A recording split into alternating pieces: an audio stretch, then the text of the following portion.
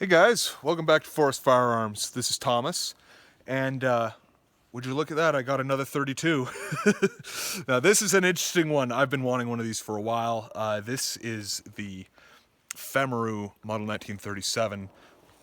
These are very common in the purely Hungarian configuration, but this one is so cool because of this marking, and this marking. Now this is your standard Nazi proof and a Waffenamt.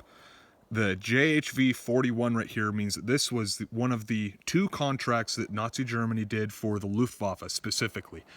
These were used by almost no other Germans except for the Luftwaffe. A couple of them I've heard made it into the hands of tankers from time to time.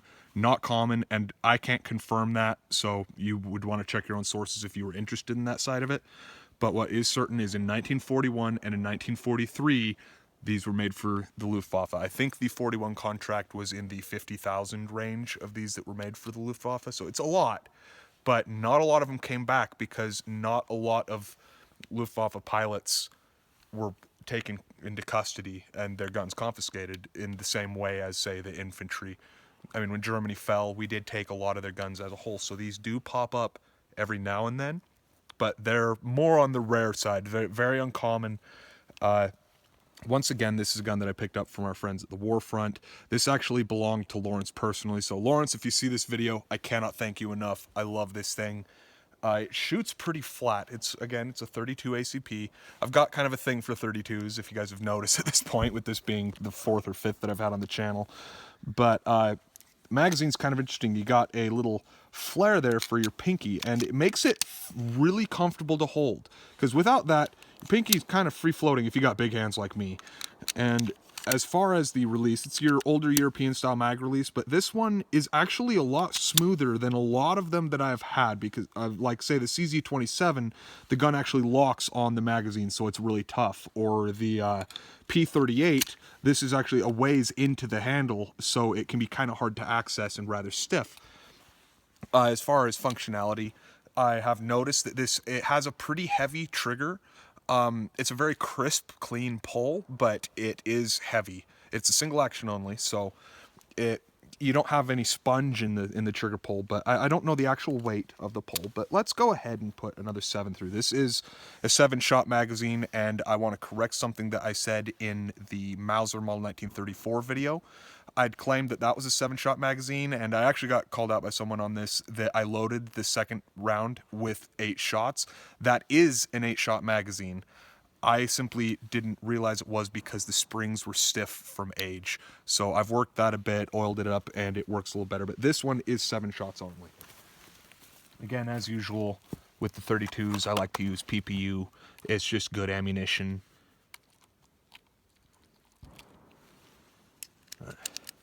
And the end of this magazine is a little bit dinged up. It looks like someone maybe bent it at some point and tried to bend it back. I'm not 100% certain on that. But the nice thing with these, when you find them, they usually retain the vast majority of their bluing, because being a Luftwaffe contract, these did not see a lot of use.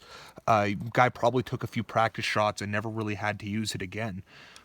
But also because of who it's served with, it's less common to find them around. It's not like, say, a Mauser HSC, which while the HSC may be more money, more of them were also taken into the hands of occupying forces at the end of the war. So, here we go. Got to make sure it's nice and seated there. And here we go.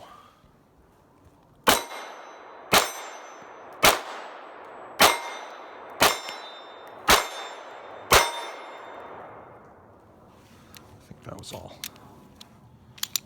Yep, it does not lock open. So it only locks open if you do so manually. And this actually kind of goes a bit into the disassembly of the gun, which I'm going to show you guys. It's really quick and simple. So I'm going to go ahead and just lay the magazine here. You can see here, there's 2 notches. That notch is your just magazine lock, but the first notch here is your disassembly notch. Now this could not be much easier than it is. Turn, pull, release. Piece of cake. Put it back together, just, reverse operation. I try to get the guide rod kind of lined up in there beforehand, because it just fits into this little hole in the end here. I don't know how well you can see that, but it's underneath your barrel catch there. So just slide it on, lock it on that first notch, not the second one. The second one, as I said, that is how you just lock the gun open. Gotta just line up these threads with, there's a cutout, you can see there. And this actually lines up with the cutout, this part of the barrel here, when you turn it. So, down, turn, release. Piece of cake. And just a really interesting pistol here. Like I say, I'd wanted one of these for a while. Lawrence, I believe, picked this up when I bought the CZ27. I think they came in the same batch. He had another item that he was interested in, so he needed to sell some of his own stuff to obtain that. And he didn't tell me before he sold it to me that it was his, or I would have felt a little worse about buying it. But, you know, there'll be a link in the description for their website as usual.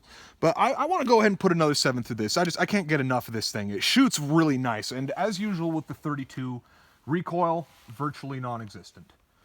And this again opens up another little avenue for a versus video. I'd probably only put this head to head with the CZ27, seeing as they're both contract pistols from the Second World War, but not really any relation to the Mauser Model 1934 or 1914, or even for that matter, the FN 1910.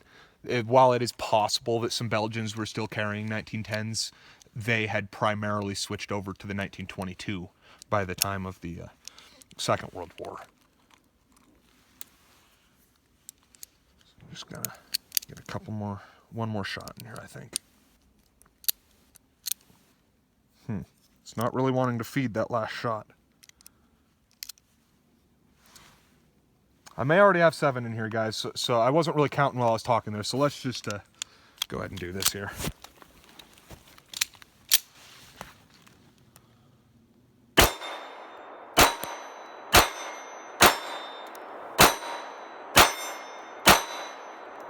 Okay, that was all 7.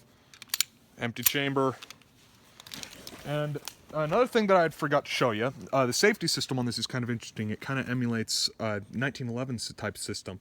So this is your grip safety. You have to have it depressed in order to fire. If you don't have it depressed, gun does not fire. I've got the hammer back here. But then you've also got a secondary safety. So if you have the grip depressed, still won't fire. You got to have both engaged in order to fire. So there you have it. Femaru Model 1937 Luftwaffe Contract. Hope you guys enjoyed the video. It's Thomas of Forest Firearms, and I'll see you next time.